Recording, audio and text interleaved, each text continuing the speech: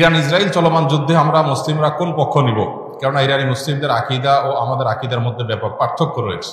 দেখুন, একটা কমন নীতি আমাদের প্রত্যেকেরই জানা থাকা দরকার। সেটা হলো, একজন মুসলমান তিনি সবসময় মাজলুমের পক্ষ অবলম্বন করবেন। যখন দুটি বিবাদমান পক্ষের মধ্যে একটা মাজলুম আর একটা জালিম হবে, তখন সেই ঘটনায় মুসলমানরা সবসময় জুলুমের বিরুদ্ধে অবস্থান নেবেন। এটা হলো কমন নীতি। এমনকি জুলুমের শিকার মানুষটা যদি অমুসলিমও হয়, তারপরেও তার প্রতি মুসলমানের সিম্প্যাথি থাকবে। মুসলমান কখনো জুলুমের সাথে সঙ্গ দিবে না, যদি জালেম মুসলমানও হয়।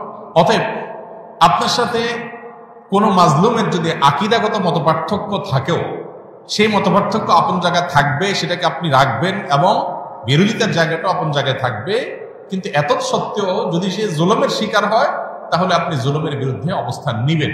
অন্তত সার্বিকভাবে, সামগ্রিকভাবে আপনি সেটার বিরুদ্ধে অবস্থান নিতে না পারলেও মানসিকভাবে হলেও তার বিরুদ্ধে আপনাকে অবস্থান নিতে হবে। এটি হলো মৌলিক নীতিমালা। মুসলমান কখনো জালেমের পক্ষে যেতে পারে না, মাজলুমের পক্ষ মুসলমান সবসময় নিবে।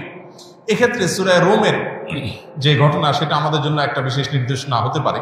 সূরা রোমের শুরুতেই আল্লাহ তাআলা যে বলেছেন, আলিফ লাম মিম গুলিবাতির রোম, এখানে আমরা দেখেছি যে রোমানদের সাথে তখন পারস্যের অগ্নিপূজকদের সাথে যে যুদ্ধ হয়েছে, সেই যুদ্ধে মক্কার মুশরিকরা পারস্যদের আর মক্কার মুসলমানেরা সাহাবা একরাম তারা রোমানদের সমর্থন করেছেন। কেন? কারণ রোমানদের সাথে আকীদাগত মতপার্থক্য থাকা সত্ত্বেও তারা আসমানি ধর্মে বিশ্বাসী, মুসলমানরা আসমানি ধর্মে বিশ্বাসী। এই জায়গাতে মিল আছে, এই যে ঐক্যের একটা যোগসূত্র আছে, সেটার ভিত্তিতে তাদের প্রতি সমর্থন ছিল। আর পারস্যের তারা মুশরিক ছিল, ঐক্যের যোগসূত্র ছিল না সে অর্থে, এই জন্য তাদের বিরুদ্ধে ছিল।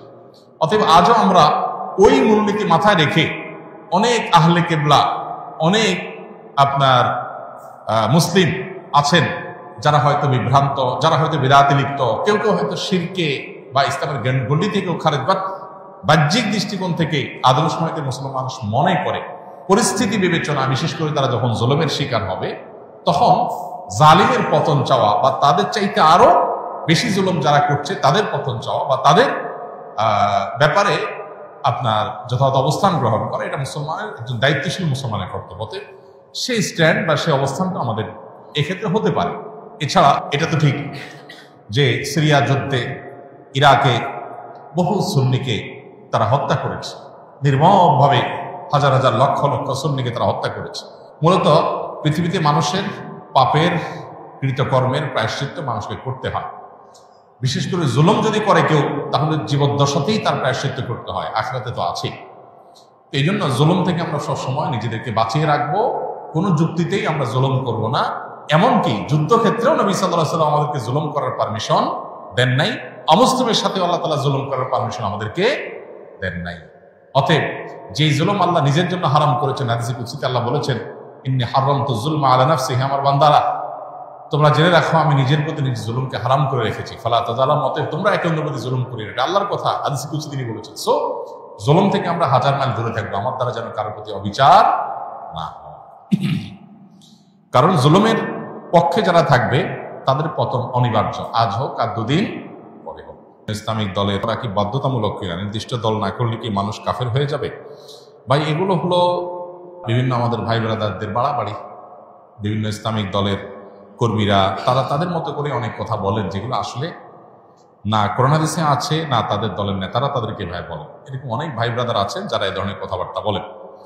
একজন মুসলমান রাজনীতি সচেতন হতে হবে।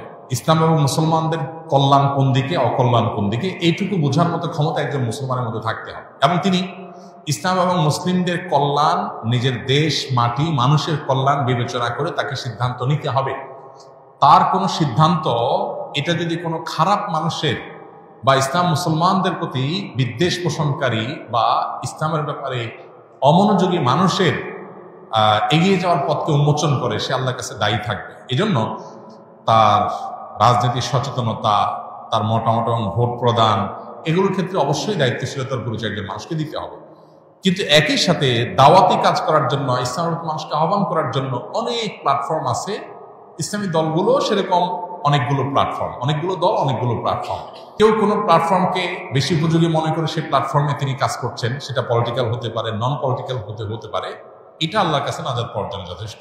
মৌলিকভাবে মুসলিমদের যে মূল ধারা আছে, সেই ধারার মধ্যে আবার বহু উপধারা, বহু প্ল্যাটফর্ম আছে, সেগুলোর বাইরে এসে মূল ধারার সাথে যাতে কানেক্টেড থাকে মুসলমানরা, সেখান থেকে বিচ্ছিন্নতাবাদের দিকে যেন না যায়, নিজস্ব কোনো মতবাদ যেন তৈরি না করে, আলাদা কোনো আপনার গিরিপথ যেন তৈরি না করে, এই ব্যাপারে শরীয়ত আমাদেরকে সতর্ক করে। যাতে ঐক্যবদ্ধ থাকার মানে হলো সেটা কোনো একটা বলয় বা প্ল্যাটফর্ম বা কোনো একটা সংগঠন, সাংগঠনিক পরিচয়, পলিটিক্যাল হোক নন পলিটিক্যাল হোক, এ ধরনের প্ল্যাটফর্মে কাজ করলে কাজের সুবিধা হয়, সন্দেহাতীতভাবে সেটি জায়েজ। কিন্তু সেটা করতে গিয়ে যদি আমরা অন্ধ হয়ে যাই, আমাদের বলা বাড়াটা যদি দলকে ঘিরেই হয়ে যায়, আল্লাহ এবং তার রাসূলের জন্য না হয়ে যদি সেটা সীমাবদ্ধ এবং সীমিত একটা চিন্তার জন্য হয়ে যায়, তাহলে সেটা আবার গুনাহের বিষয়ে হতে পারে। এই জন্য বিষয়গুলোকে পার্থক্য করা, পরখ করা, ইম্পর্টেন্সি এবং গুরুত্ব বোঝার পাশাপাশি কতটা ইম্পর্টেন্ট শরিয়াতে সেটাও বোঝা গুরুত্বপূর্ণ। আমরা অনেকে এক্ষেত্রে বাড়াবাড়ি করি, আবার অনেকে ছাড়াছাড়ি করি। এই দুইটারই অবসান হওয়া দরকার এবং সঠিকটা আমাদের অন্তত উপলব্ধি করা দরকার। আল্লাহ তাআলা বোঝার তৌফিক দান করুন। ওয়াহাবি ও সুন্নির মধ্যে পার্থক্য কি? এটা তো কমন একটা বিষয় আমাদের দেশে।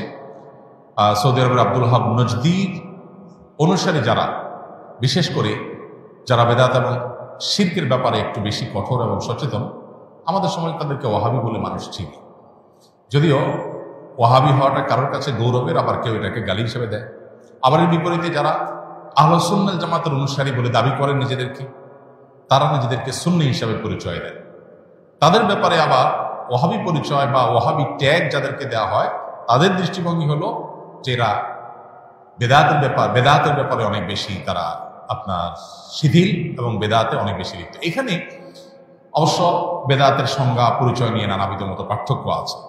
এটা এমন একটা বিষয় যে এগুলো চাইলেই আমরা এই বাউন্ডারিগুলো দূর করে ফেলবো, এই ওয়ালগুলো দূর করে, দূরত্বগুলো দূর করে সব একাকার করে ফেলা সম্ভব না। তবে হ্যাঁ, কোনো মুসলমানের মধ্যেই মৌলিক কিছু বিষয় আছে যেগুলোতে কোনো পার্থক্য বা ভিন্নমত থাকার সুযোগ নেই। এর ভিতরে একটা হলো আমরা কিতাবুল্লাহ এবং সুন্নাত রাসূলুল্লাহর অনুসরণ করব, এর মধ্যেই নাজাত, এটাই হলো সেফ এবং নিরাপদ পথ। অতএব আমরা যত বেশি সুন্নাহর কাছাকাছি থাকবো বা সুন্নাহর উপরে থাকবো, তত বেশি আমরা নিরাপদ থাকবো ইনশাআল্লাহ। কিয়ামতের আগে বহুবিধ দল এবং ফেরকা তৈরি হবে। নবী সাল্লাল্লাহু আলাইহি ওয়াসাল্লাম বলেছেন, কুল্লুহুম ফিন-নার ইল্লা মিল্লাতুন ওয়াহিদা। এর মধ্যে একটা ফেরকা নাজাত প্রাপ্ত হবে। তারা কারা? তারা হলো মা আনা আলাইহি ওয়া আসহাবি। নবী সাল্লাল্লাহু আলাইহি ওয়াসাল্লাম তার সাহাবীরা যে পথে ছিলেন, বাস আমরা নবী সাল্লাল্লাহু আলাইহি ওয়াসাল্লাম এই কাজটা এভাবে করেছেন কিনা, করতে বলেছেন কিনা, সেটাকে আমরা আমাদের অবলম্বন হিসেবে গ্রহণ করলে এটাই হবে আমাদের জন্য নিরাপদ।